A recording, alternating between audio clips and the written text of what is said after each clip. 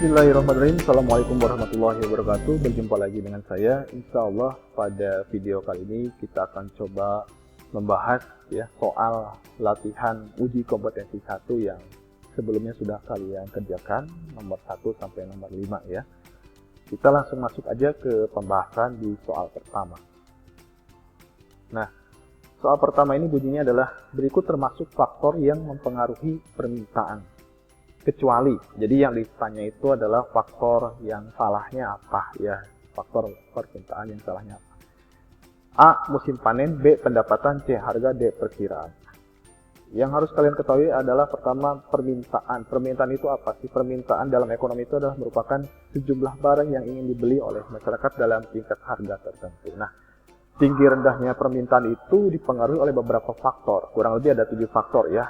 Ini daftarnya ya. 1. Harga barang, 2. Pendapatan, 3. Selera, 4. Kualitas, 5. Harga barang, 6. Jumlah penduduk, dan 7. Prediksi masa depan ya. Harga di masa depan. Nah, dari ketujuh faktor permintaan ini kira-kira opsi yang tidak masuk yang mana? Ya, betul. Jawabannya adalah yang A ya, musim panen. Oke ya. Kita lanjutkan ke nomor 2 ya. Soal nomor 2. Skala prioritas kebutuhan dalam kaitannya dengan kegiatan ekonomi sangatlah dibutuhkan karena sesuai dengan titik-titik. A. Politik ekonomi, B. Manajemen ekonomi, C. Hukum ekonomi, D. Dorong ekonomi. Yang harus kalian ketahui ya, di sini ada kata skala prioritas. Skala prioritas itu apa sih? Yaitu susunan kebutuhan mulai dari yang paling penting atau yang mendesak sampai ke kebutuhan yang bisa ditunda. Contoh, seperti sekarang kita masuk dalam pembelajaran sesi pandemi ya, jadi membeli kuota internet itu merupakan prioritas utama. Yang kedua, membeli buku tulis, yang ketiga, membeli alat tulis. Dan yang bisa ditunda seperti membeli sepatu baru dan meminta tambahan uang jajan. Jadi, kalau misalkan diurutkan ya seperti ini kira-kira ya urutannya ya. Nah, kita bisa mengurutkan itu merupakan manajemen kita dalam mengelola kebutuhan kita. Nah, berarti skala prioritas itu merupakan bagian daripada B, manajemen ekonomi jawabannya ya. Baik, kita lanjutkan ke soal nomor 3. Pak Amir merupakan seorang pengusaha beras. Selain menjual langsung kepada konsumen, Pak Amir juga menyalurkan ke pedagang kecil. Pada proses kegiatan ekonomi termasuk pada kegiatan A. Distribusi, B. Perdagangan, C. Produksi, D. Konsumsi. Yang harus kalian tahu, yang namanya kegiatan ekonomi itu cuma ada 3 ya.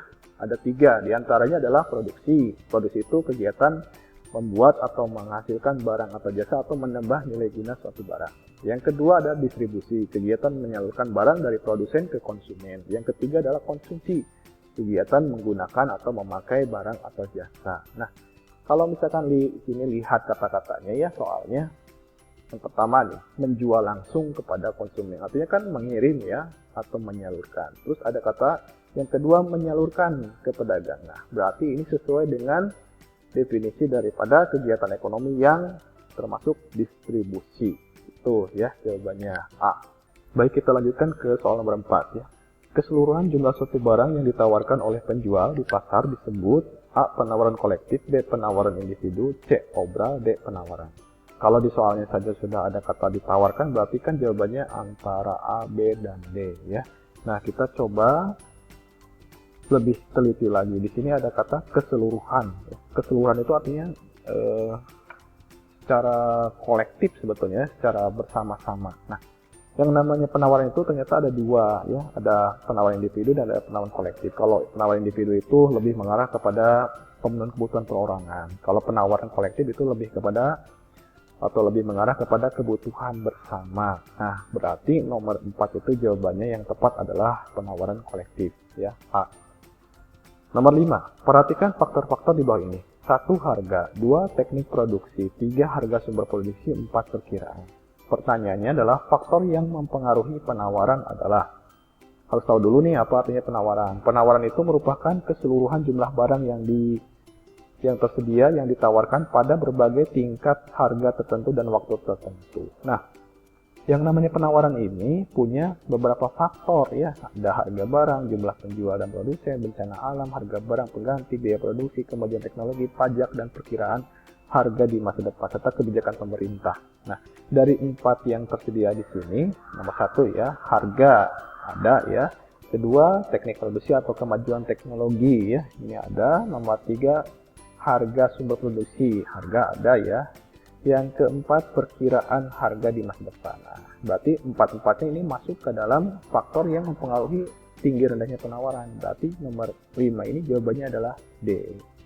Nah, itulah pembahasan soal nomor 1-5 pada uji kompetensi 1. Nanti kita akan lanjutkan lagi pembahasannya nomor 6 sampai nomor 10. Sampai ketemu di video selanjutnya. Terima kasih. Wassalamualaikum warahmatullahi wabarakatuh.